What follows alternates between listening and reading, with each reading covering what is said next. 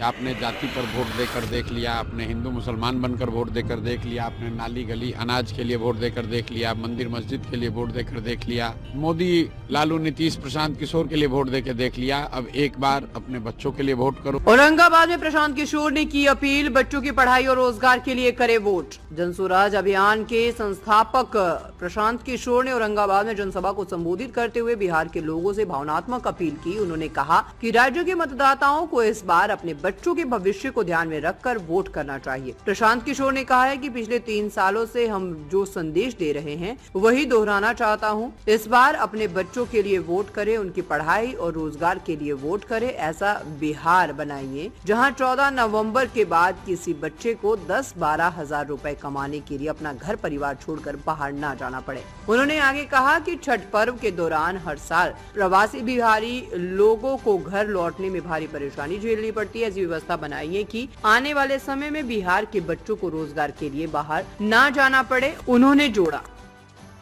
बिहार के लोगों से एक ही अपील करेंगे, जो पिछले 3 साल आपको रास्ता बताया गया है कि आपने जाति पर वोट देकर देख लिया, आपने हिंदू मुसलमान बनकर वोट देकर देख लिया, आपने नाली गली अनाज के लिए वोट देकर देख लिया, मंदिर मस्जिद के लिए वोट देकर देख लिया, मोदी लालू नीतीश प्रशांत किशोर के लिए वोट देकर देख लिया। अब एक बार अपने बच्चों के लिए वोट करो, अपने बच्चों के पढ़ाई रोजगार के लिए वोट करो। इस बात के लिए वोट करो कि 14 तारीख के बाद से किसी के बच्चे को 10-12 हजार रुपये के रोजी रोजगार के लिए अपना घर परिवार छोड़कर बाहर नहीं जाना पड़े।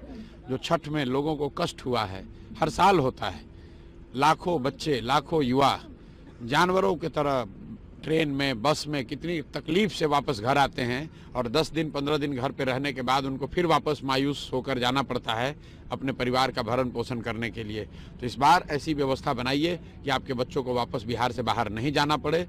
स्कूल के बस्ता छाप को बटन दबाइए। अगर अपने बच्चों के पीठ से मजदूरी का बोझा हटाना है तो स्कूल का बस्ता ही रास्ता है। बच्चे जब पढ़ेंगे तभी आपका भला होगा, तभी बिहार का विकास होगा। राहुल गांधी ने आज हाइड्रोजन बम हो रहा है ऐसा वो कह रहे हैं। हरियाणा के चुनाव को लेकर के कहा है कि हरियाणा में वोट शुरू हुई है, 25 लाख वोट जो है वो फर्जी वोट्स ऐड किए गए हैं और डाले गए हैं। ये आशंका उनको बिहार से भी। भाई ऐसा है, अब हम लोग युद्ध के मैदान में है, कल वोट होने वाला है। बिहार की जनता सब देख लिया, सुन लिया, समझ लिया।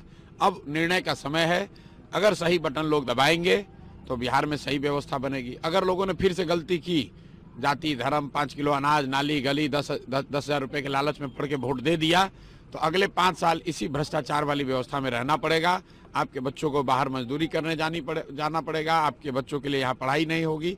तय आपको करना है कि आप जो व्यवस्था चल रही है जिससे आप परेशान हैं, इसी को रखना चाहते हैं या एक नई व्यवस्था बनाना चाहते हैं जिसमें आपके बच्चों के लिए पढ़ाई हो, रोजगार हो, भ्रष्टाचारियों को जेल में डाला जाए। ये आपके हाथ में है, जनता के हाथ में है। राहुल गांधी कह रहे हैं कि बीजेपी और इलेक्शन कमीशन दोनों मिलकर वोट चोरी करती है, क्या सच है? अरे भैया, राहुल गांधी और इलेक्शन कमीशन, बीजेपी का ये नूरा कुश्ती चलने दीजिए। अभी लड़ाई बिहार में है, हम लोग को बिहार की बात करने दीजिए। इलेक्शन कमीशन क्या कह रहा है, बीजेपी क्या कर रही है, ये राहुल गांधी और बीजेपी वालों को निपटने दीजिए।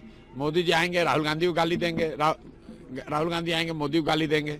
कोई ये नहीं बताएगा कि भाई बिहार में स्थिति कब सुधरेगी, बिहार में लोगों के लिए पढ़ाई रोजगार कब होगा।